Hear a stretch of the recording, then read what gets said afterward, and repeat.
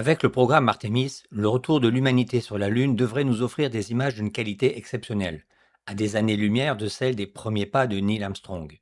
Comment ont-elles été produites? Pourquoi leur qualité était-elle si médiocre? Et comment un changement de dernière minute a-t-il déclenché sur Terre une véritable course contre la montre pour permettre au monde entier d'assister à cet événement? Nous allons revenir en 1969, juste après l'alunissage du module lunaire d'Apollo 11, au moment où commence cette course.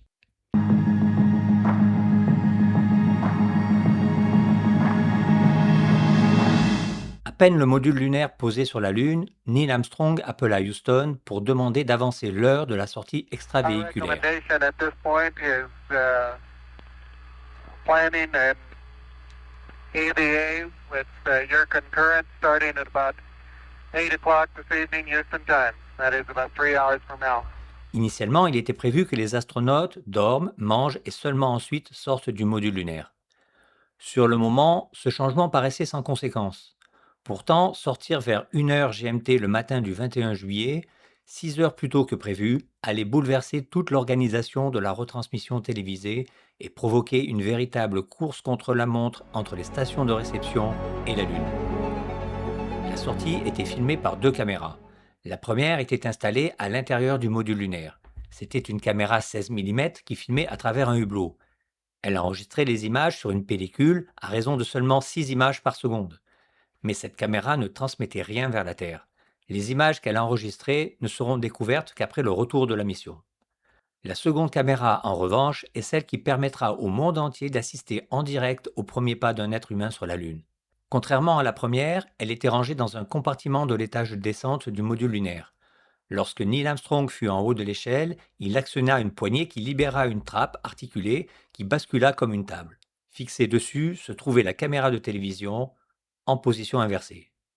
Cette position était parfaitement normale.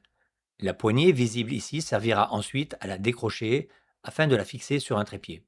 Dès que la caméra fut en position, Aldrin, toujours à l'intérieur du module lunaire, l'activa et c'est l'antenne S-band au sommet du module lunaire et utilisée pour les communications longue distance qui commença à émettre vers la Terre. Alors, comment ces images ont-elles réussi à parvenir jusqu'aux téléviseurs de centaines de millions de personnes réparties sur toute la planète? Compte tenu de la très faible bande passante disponible, la télévision n'était pas la priorité. Avant toute chose, il fallait transmettre la voix des astronautes et une quantité importante de données télémétriques. L'image devait se contenter de ce qui restait. Pour cette raison, la vidéo était transmise avec une résolution de seulement 320 lignes et une cadence de 10 images par seconde pour un format de 4 tiers. Une fois reçue sur Terre, il fallait la convertir au standard américain NTSC, c'est-à-dire 525 lignes et 30 images par seconde. Sur les sites de réception, la conversion a été réalisée dans ce convertisseur vidéo. L'image brute en provenance de la Lune était affichée sur un écran à balayage lent qui était filmé par une caméra de télévision, ce qui explique en grande partie la perte importante de qualité. La NASA disposait autour du globe de moyens de réception dans 3 pays afin d'assurer la continuité de la communication. Le radiotélescope de Goldstone, en Californie, qui disposait d'une antenne parabolique de 64 mètres de diamètre. En Espagne, près de Madrid, le complexe de Fresnedillas disposait d'une parabole de 26 mètres. Enfin, en Australie, deux stations étaient concernées.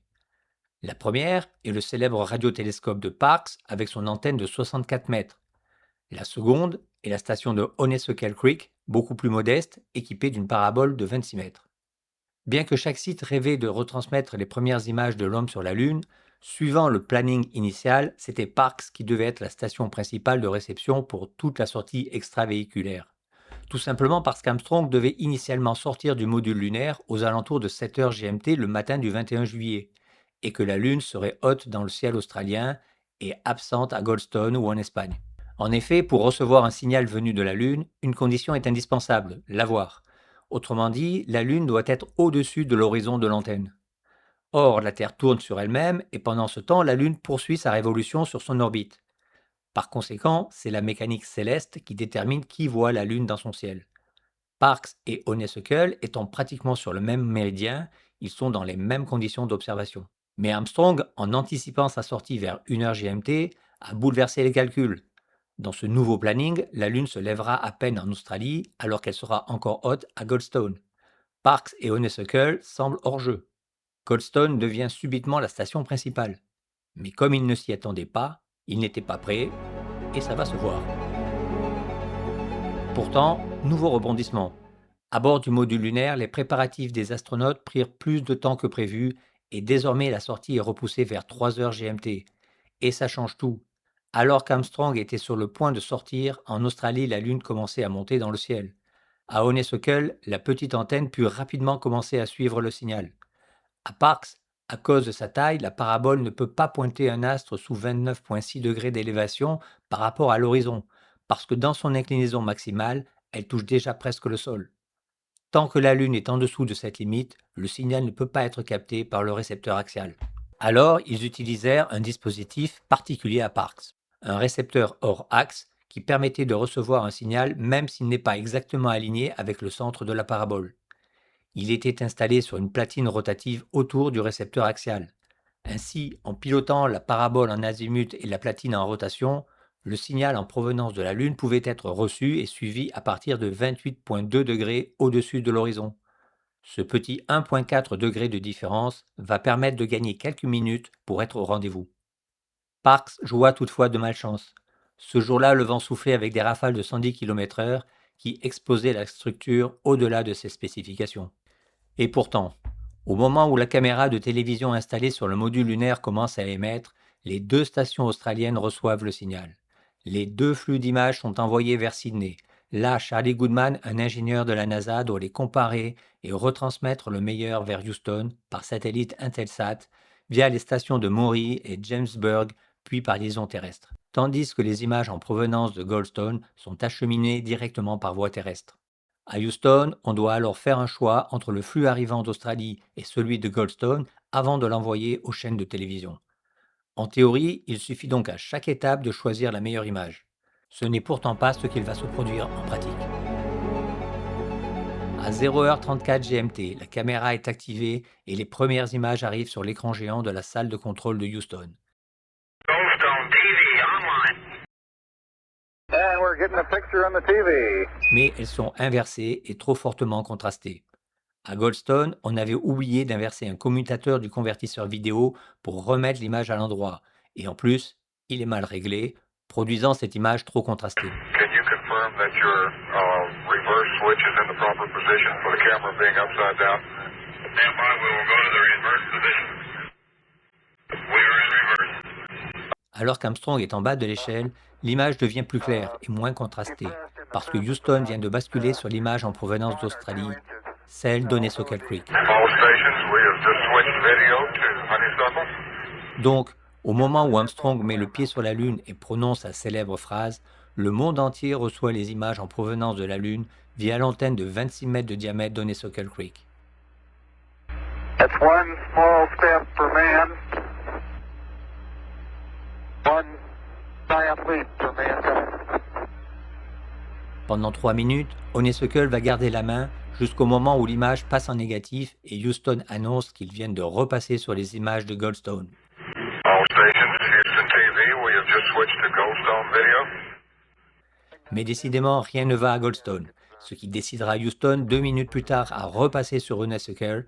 Honeysuckle, Houston TV, we have just switched back to you again. Houston demanda alors à Goldstone de régler la polarité de leur convertisseur, ce qu'ils vont faire, et Houston va à nouveau sélectionner les images en provenance de Goldstone, pour s'apercevoir qu'elles sont toujours aussi mauvaises. Pendant ce temps, la Lune continue à se lever en Australie.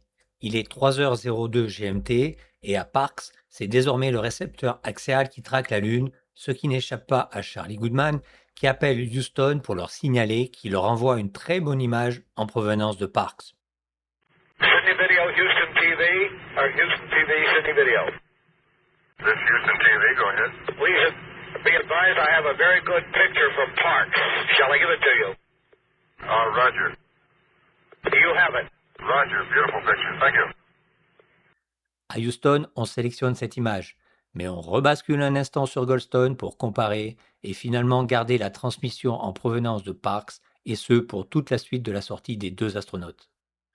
Quelques minutes après, c'est au tour d'Aldrin de descendre, et cette fois les images seront nettement meilleures. Ils décrochèrent la caméra pour la fixer sur un trépied, et l'éloigner du LEM, d'où, reliée par un câble, elle transmettra toute la suite de la sortie. Quelques années plus tard, le personnel d'Honeysuckle Creek publia des photographies prises directement sur les écrans des convertisseurs vidéo. Il s'agissait des images brutes avant tout traitement. On constata alors qu'elles étaient d'une qualité nettement supérieure à celle des images diffusées à l'époque dans le monde entier. Ce sont pourtant ces images converties qui furent enregistrées par les chaînes de télévision et conservées dans les archives. Ce sont également celles que nous continuons à voir aujourd'hui dans les documentaires. Les images brutes avaient cependant, elles aussi, été enregistrées sur bande magnétique au niveau des convertisseurs vidéo à Honeysuckle et à Parkes. Malheureusement, après 3 années de recherche, la NASA dut conclure que ces bandes avaient été soit égarées, soit réutilisées. Il est probable qu'à l'époque, personne n'avait pleinement mesuré l'importance historique de ces enregistrements, ni la différence de qualité considérable entre le signal original et les images converties pour la diffusion télévisée. Lors des prochaines excursions sur la Lune avec Artemis, le monde entier recevra des images exceptionnelles du retour de l'homme sur la Lune, et probablement un jour, du site d'Apollo 11, où l'humanité a quelques souvenirs.